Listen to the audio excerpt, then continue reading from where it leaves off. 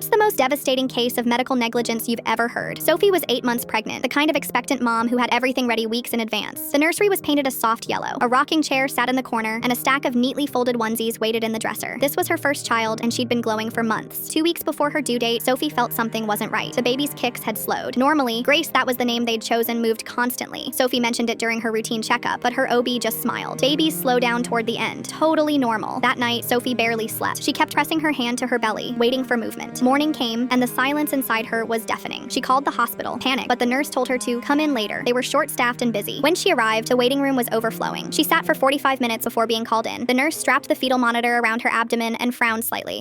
Baby must be sleeping, she said, trying to mask concern. She left to get the doctor. The doctor didn't come for another 20 minutes. When he finally appeared, he glanced at the monitor and muttered about equipment glitches. Sophie begged for an ultrasound. He hesitated, said the tech was busy, but eventually agreed. The moment the image appeared, Sophie knew. The doctor's expression hardened. "I'm so sorry.